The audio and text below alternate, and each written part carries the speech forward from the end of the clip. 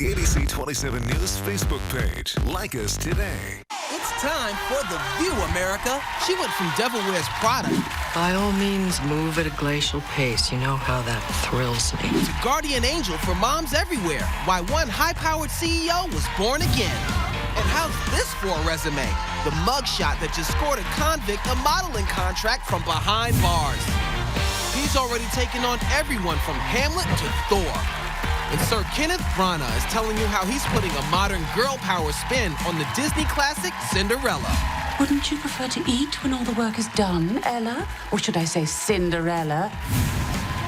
And he's the brainchild behind the record-breaking phenomenon Empire. Lee Daniels has a sneak peek at this week's episode, plus revealing the real-life inspirations behind the characters you can't get enough of. Tell him, Boo Boo Kitty. And she.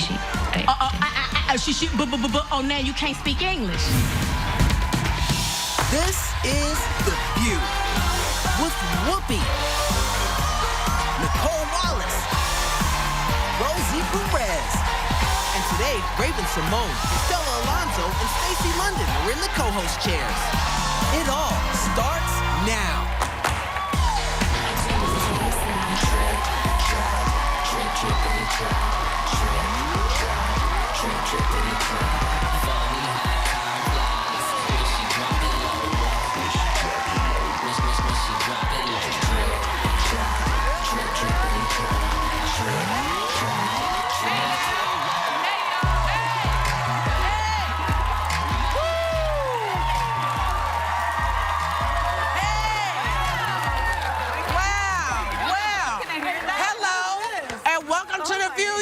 Welcome to The View.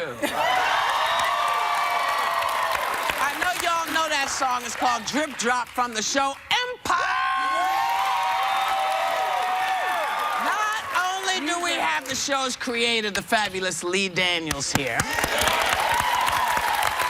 but as you can see, guest co-hosting today, who is on the show, you know she dropped the baby off. Welcome, one of the best people I know, Raven-Symone. It's been a minute, but still, you dropped that baby off, and what did you say to the baby?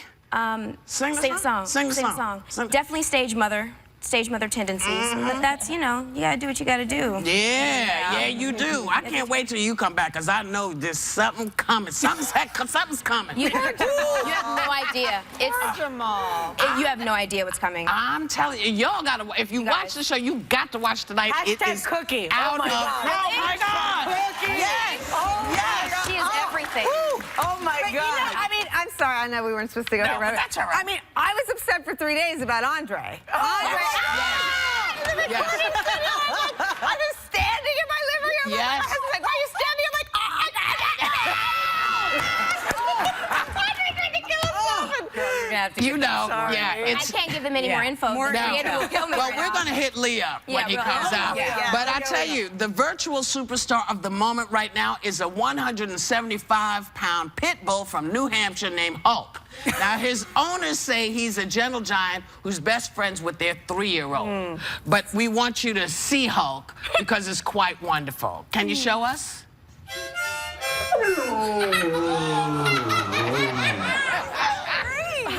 Big is he? Look at that. I know. That little boy smells so bad. Ooh. That's what that dog is saying. Look at it. Ooh, sticky. I mean, Do they feed him like raw meat or do they feed him kibble?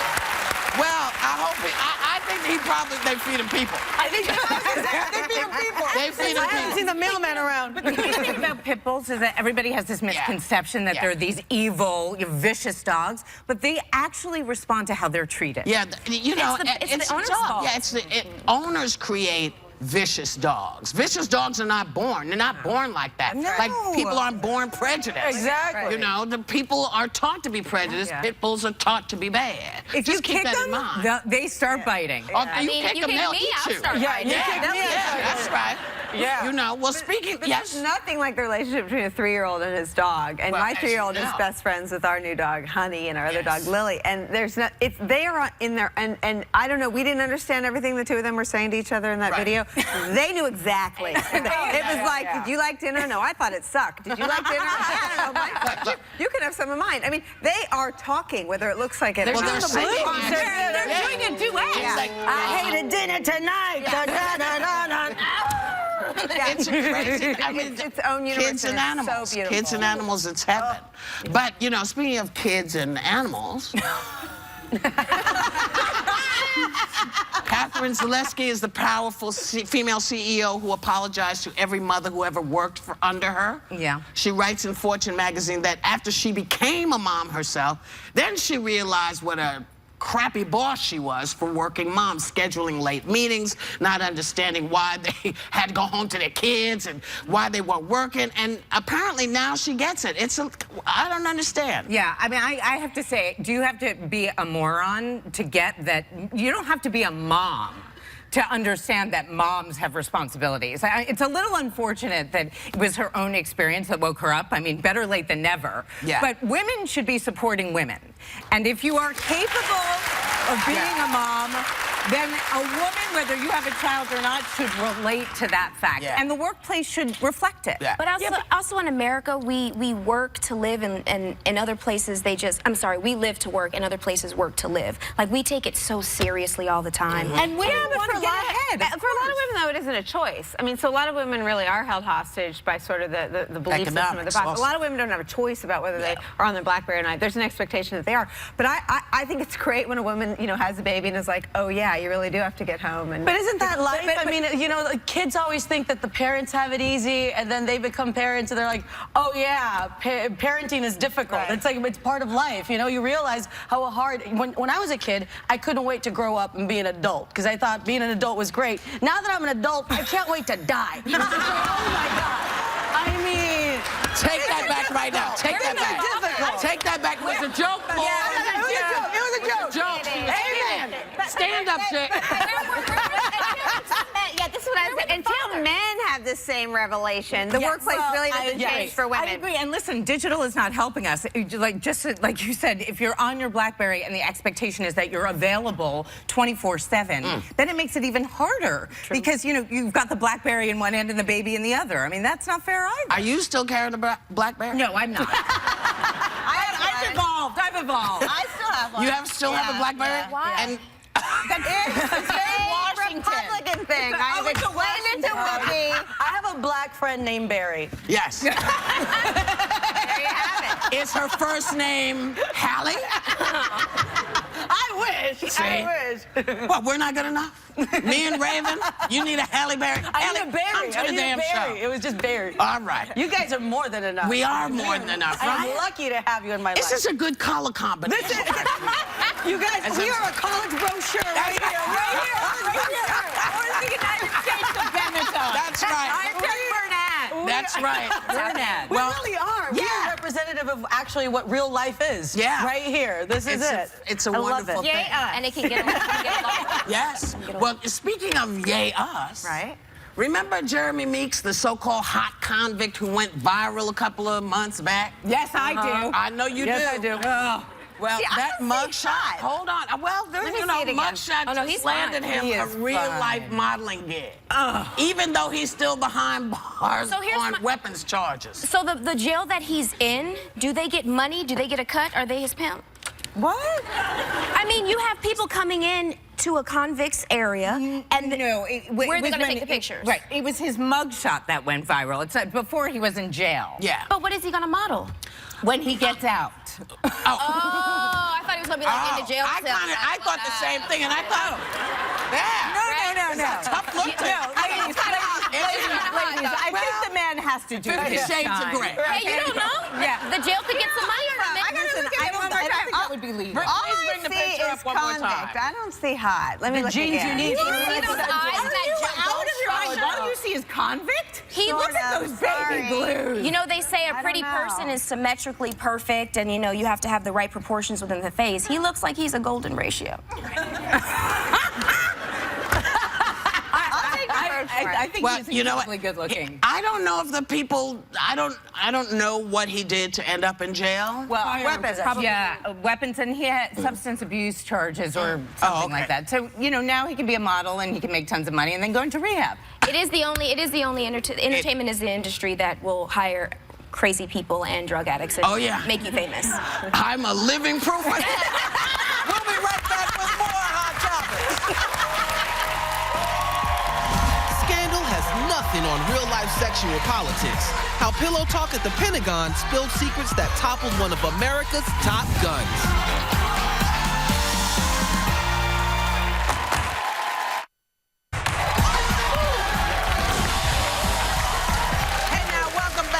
The new trend in breast implants is the natural look, which for me is here on the floor. Right. But apparently more women... A Swiffer? Like a Swiffer? Worse than a Swiffer. I can put them behind me. Oh. I tie them in a bow. I tie them around my neck when I'm cold.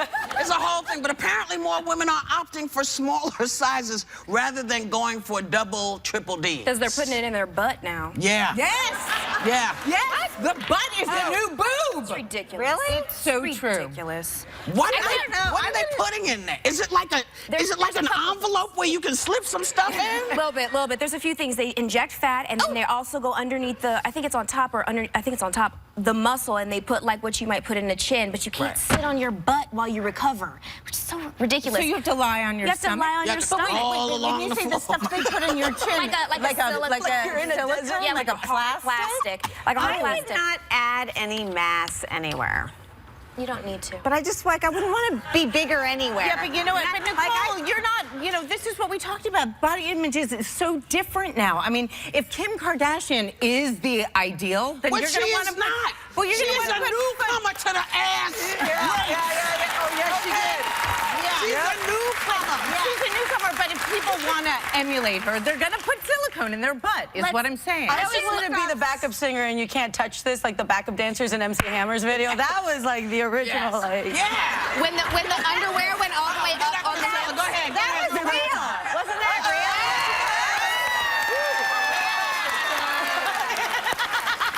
What were you saying, baby? But I mean, those were real butts, right? I mean, when did the fake butt thing start? It's new, right? No, I think the fake butt thing has been around for a while. They've been around forever. So back me up on this. Okay, so here's the deal. If you really look through history of fashion, I mean, this is your area, but remember when it was about corsets and putting your hips out, it just shows your baby bear. That's different than having yourself cut and shifted. But is it? Well, I think so. It is. Because if you can take a bustle off, Yes, but if you have an envelope in your behind where people, you don't know what they're dropping in there. But with the corset, Mail call.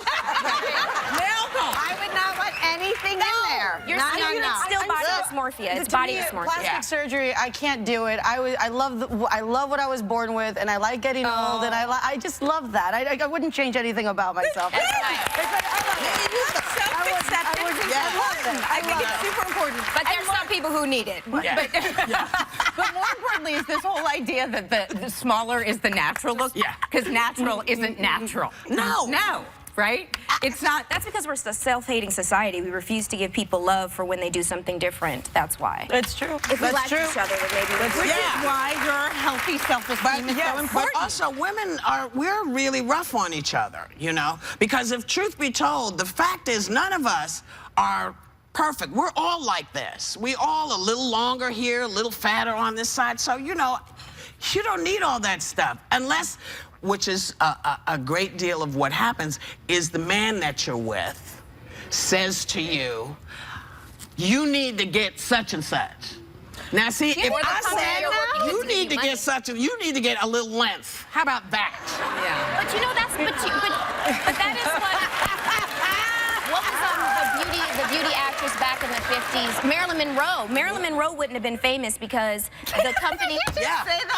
I did. She did just say that. You know, the companies back in the day, all of the studios would make the women get plastic surgery in order to be famous, and if you didn't, they would take you away. It's in the way men look at us and what we feel. That's why we have to disagree. I disagree. But I don't think it's the men. I think think men don't see fat where women see fat. You know, I saw an article. I read an article once. I mean, I think men like a curve, and women see Kate Moss and think that if there's any fat there anywhere. was an article where they told men. Obsessed with Kate Moss, you know. They told men to draw their women as they saw them.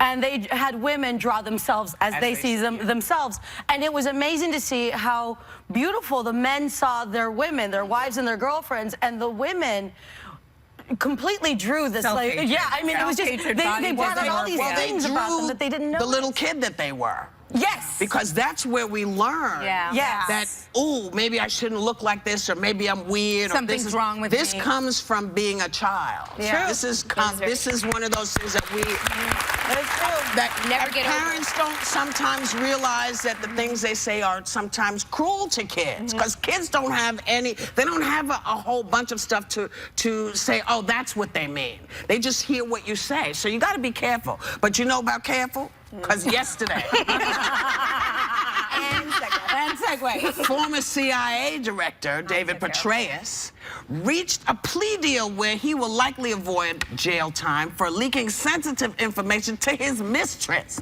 Now, he was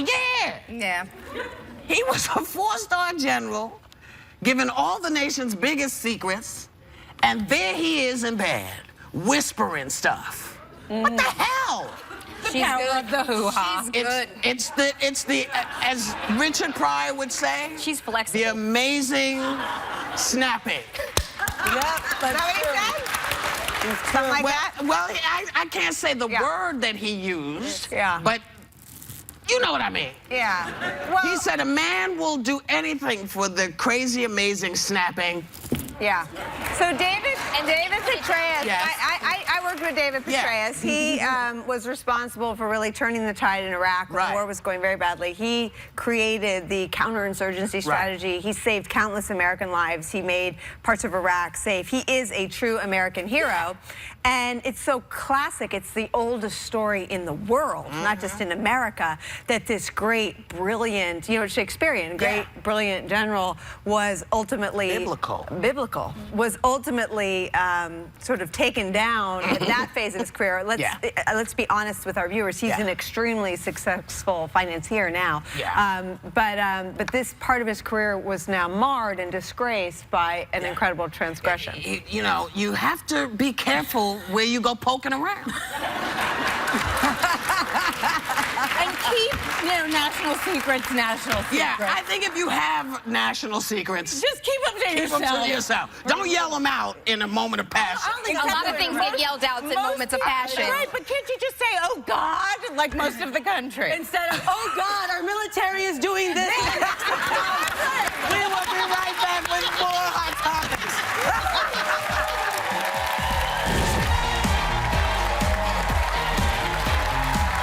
Hey, welcome back. You know, there is now officially an app for everything.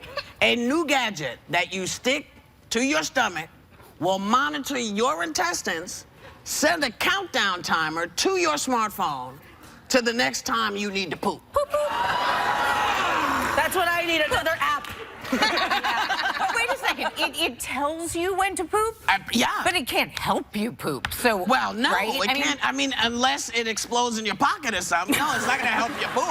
So I don't understand. It's like now we're on a schedule. I don't know if I can poop just like on demand. But I think it's some people who have medical issues, right? That Maybe. don't understand. I know when I have to.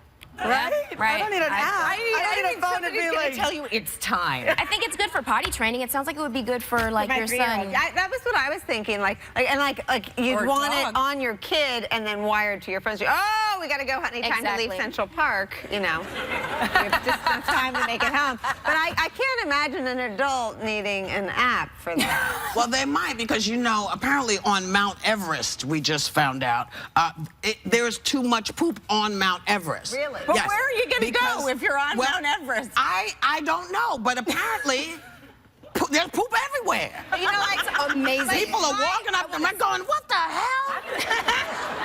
I'm surprised there isn't a Starbucks up there yet. I think they should put a porta potty. For some It reason. might fall. My phone doesn't work like on the freeways around Manhattan. Like, Right. there's no way my phone would work up there. I Right. mean, I don't think the app, I don't understand the dependence on something on your phone and why that's more reliable than like a sensation in your I think phone. someone who So weird. smokes a lot Yeah. created this app. Yeah. Oh, yeah. I think, Wow. you know what I'm talking about. Yeah. It took me a second, but I'm like, oh, yeah, Because there's no other reason for it. Right. You have to be high and go, you know what the world needs? How much are they charging for it? I don't know. It's gotta be free. Yeah. It's not free. That's at least $2.99. Oh, maybe Everything. $1.99. Recurring A recurring $2.99 in purchase apps. In purchase apps. Crazy. Now, you know, I love my cat. So check this out. Anybody worried about the Planet of the Apes or zombie apocalypse is looking at the wrong species, honey. Behold Cat Island in Japan, where the felines outnumber the humans 6 to 1. Now, those cats were looking at them saying, yeah, photographer, you got about a minute to run. Because we're going to eat you. Look, they're just, Photoshopped look, picture, see, you guys. that's the one, that's like the birds. If they were sitting on a wire, you know, it'd be scary. What kind But of cats are they? all kind of I'm a crazy cat lady as well. Yes. And I mean, this is the type of island I want to retire to, frankly. I'd be happy as the lamb. And there are lots of places. Santorini, Greece, or cat. All of the Greek islands, there are cats everywhere. Where do they poop? The cats? When you have that many, anywhere they want. This is true. They don't Yeah, even you know, who's going to stop them? There's no litter boxes, apparently. Well, no litter box, but I really want to see how you're going to do this one. all month long, ABC is partnering with Book First for the Magic of Storytelling campaign, and First Book's Chief Operating Officer Chandler Arnold's in our audience to tell you what it's all about. Hey, Chan. What's happening, baby? So Whoopi, you're an author. You know how powerful books are. Yes. I think they change lives, but there are millions of kids in the U.S. that don't know that magic because they don't have books of their own. So all month, ABC and Disney are teaming up with First Book to share the magic of storytelling and get up to 1 million books, Yeah. to kids in need. Wow. Now, it's been so much fun, and all kinds of folks are getting involved. You guys have been talking about one of our partners, Hot Dudes Reading. This Instagram, they are hilarious, and they've got 400,000 followers in just a few weeks. Now, they're doing something unusual, and I think it's really important. They're using that giant audience for social good. They're saying, hey, we're all about hot dudes reading for a cause, and they're asking all of their followers and everyone else to donate to First Book to get more books to kids. Nice. But I mean, Chandler, let's be honest about this. It's not just hot dudes reading. There are people enjoying a good book everywhere you look. Like, who's over there? Who's over there? Oh, look at Freckle-Faced Strawberry, Julianne Moore, new Oscar winner. She's enjoying her favorite children's book, Freckle-Faced Strawberry. What's all that? Hey, what's all that noise backstage? Oh, look, there's a man knighted by a queen as well as director of Cinderella, Kenneth Branagh, with his nose in the book. And next to him, my God, it's the brainchild behind so many great books, the fabulous Lee Daniels. My God, he's reading my book. I love it. Even legends of broadcast journalism put down the remote once in a while to read a good book. There she is. There she's right. Uh-oh, she's reading 50 Shades of Grey. But that's not all that's happening. Chandler, what else do you have for us? That is just the beginning. I'm gonna get a little bold here. I wanna ask everyone out there watching to join us. Go to firstbook.org/beinspired. Get involved, donate, and speaking of books to kids, everyone here in the audience, let's see what you have here. Hold them up, hold them up. Our partners at Disney and others have donated 1,000 books right now today to go to kids in need, but that's just the beginning. Firstbook.org/beinspired helps get more books to kids. We love that. Thank you. So, we will be right back with Sir Kenneth Branagh.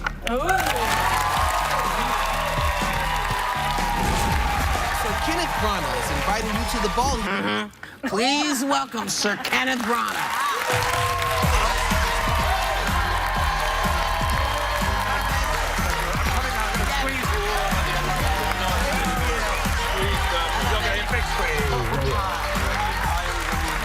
So, baby, good to see you. I have to tell you, I have kvetched about Cinderella for years, but this thrilled me, I have to say. So you guys got to see it because he's done some great stuff. But you've directed everything from Shakespeare to action figures like Thor and Jack Ryan. And why Cinderella? I'm just curious. Well, it was partly, I was curious as well. It was the surprise factor. It was, you know, that question about why people still like fairy tales, why Cinderella's very important to people, even though it felt like the story could take, in the 21st century, a bit of a revision. So we wanted to give people what they might expect from the look and the feel, all the big set pieces. Pumpkins do turn into coaches, and mice turn into horses, etc. But and lizards. Exactly, and lizards. But the character of Cinderella really is what we wanted to sort of reinvent, and the world, And Disney first released Cinderella 65 years ago, and now it's doing so again with this version.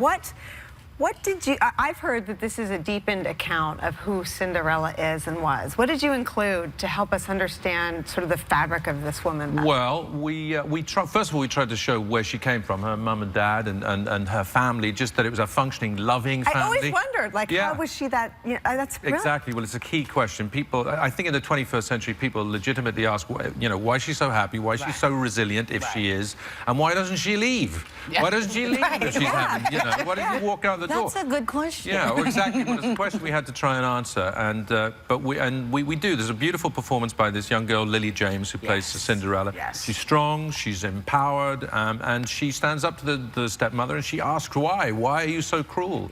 And she's, you know, has a great generosity of spirit and keeps fun at the center of the movie. But we know a lot more about who she is in this version. I love Cinderella as a story. My favorite thing about the story, the glass slippers, the shoes. Now, you've said you never understood the importance of the shoes. What do you mean? What did you discover about the shoes with this movie? Well, if I may say, the girls and shoes, it was a mystery to me. My wife is obsessed with shoes, and all I know is that when the glass slipper first arrived on our set, I knew where it was from miles away because I could hear the shrieking. I could hear the shrieking and the crying. These two guys from Swarovski brought this thing in, which was incredibly heavy, multifaceted, golden and, you know, blue and all the colors of the rainbow. Beautiful. Oh no, it was fantastic, and I think it makes people feel different. It gives you a whole new personality. Of course. Yeah. And you kept pretty much to the original story, but you included a lot of diversity, which would be, you know, it's so great. I have to. You got to see it. You got to see. I don't want to tell you everything, but there are black princesses, and there are Asian. Give it up. Well, you know, because the prince is looking for, you know, he's looking for his wife. And I'm telling you, they come from all over the world. And you see it. It is this wonderful sort of parade of visual that I, as an old lady, am thrilled to see because it means there's still hope. Well. Yes. I'm thrilled to hear you say that. Thank you. And our parent company, Disney, will be thrilled to hear you applauding their efforts here, right? They'll be very happy. Now, your first movie was called Coming Through in 1985, and you played Helen Mirren's lover, right? Yeah. What was that like? Were you a little starstruck? Yeah. I mean, more than a little. Look at her. Whoa. Yeah. Well, you both still look like that. It's really good genes, right? I don't quite have that moustache anymore, just as well. She was fantastic. It was great It was great to work with her. You know, one of the things one of the reasons I love you is because you brought with Henry V, which is one of my favorite films, an understanding of who Henry was, because this was the first time we saw a Shakespearean play done by people who were the right age. So we understood what they were going through. This, you know, this little boy becomes, you know, he ends up having to like run everything. And it's, do you think that we're not able to grasp the fact that Shakespeare is just as important to American audiences as it is to audiences in Britain? Well, I think that you put your finger on something, which is just that always you've got to find a way to just let it live and breathe in the here and now. And sometimes it's simple as that. If it's Romeo and Juliet or Henry V, is let them look and sound and be the same age as the people you might expect them to be. When we were making that film, I was 27. I remember meeting you for the first time then 1,000 years ago. But you were so kind about it. But we were full of ignorance and enthusiasm then. So we weren't doing some great big arty-farty, excuse my language, you know, kind of cultural thing. We were doing a story we really cared about, and we had all these young people. We had a young Christian Bale in that movie. We had a young Emma Thompson in that movie. We had a young Judi Dench in that movie. Listen, you have to come back. We love when you're here. Please come back. Please come back. And thank you for Cinderella. Our thanks to Sir Kenneth Branagh. Cinderella will be in theaters March 13th. Please go and see it, and we'll be right back with the fabulous Lee Daniels.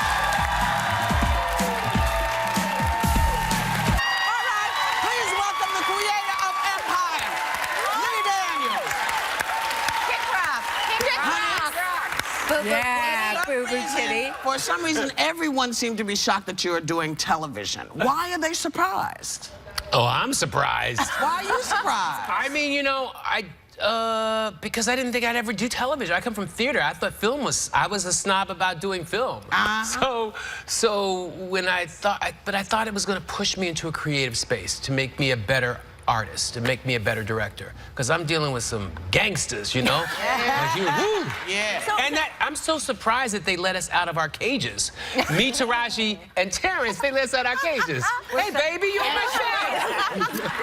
I have a question that's not on this paper. Do you feel like you have to be held back because of TV? You're like, my favorite's Paperboy. Like, you do some amazing, crazy things. Yeah.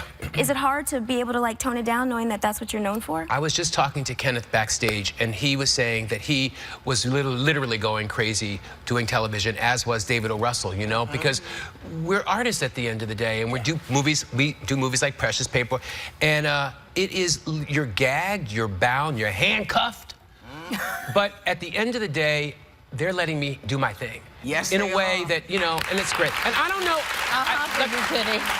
Yes, boo-boo kitty. I saw you speak when you premiered The Butler, and you collaborated in this show as you did in The Butler with Danny Strong. My a friend of mine, right? He's a genius. I know, but for you guys, where do these people come from? Where do these characters come from? Everybody talks. Everybody, shut up. Bumpy, shut up! Shut up! Oh, God. Everybody talks about the Jamal character and him coming from me, but we haven't. Yeah, he's great, right? Jussie Smollett playing an amazing. And wait, and get to Andre too. I want to know where Cookie comes from. I love you. But we don't talk about. I never talk about the Hakeem character, the youngest character, who comes from, who really is a combination hybrid of my brother, who you know, I raised his children, my children. They're my children since they've been 2 days old, and who protected me in the streets because I was gay. And he was 3 years younger than me, and he was a gangster, and he protected me. So, and we were very close, and we slept in the same bed until we were like 14, 15. And also my son, who is his son biologically, and how I wanted everything that he didn't have. I wanted him to have everything that I didn't have. And so what happens then when he is now got all his stuff, and now he's entitled? So now I'm like, you know what I mean? So it's like this. So that's who Hakeem is. It's a real balance. If you promise to come back every Wednesday, we'll give you a present. You have to come back. Please come back. What is it? Because you want to explain? Yes, God! Yes. You needed some more pajamas. He loves to wear pajamas. And we love you. We love you. You have to come back. I can feel the cotton. Oh my God! But here's the thing. I wear pajamas because I wear pajamas. Why do I wear pajamas? I wear pajamas so I can swing to the free in the wind. Because he's an artist. What he's talking about. Listen, you can catch Empire tonight. If you're not watching this show, you're not living, honey. You need to be watching this show because this is a show for everybody. This is not just a black thing. This is a everybody. New dynasty, they say. Check your local listings. We'll be right back.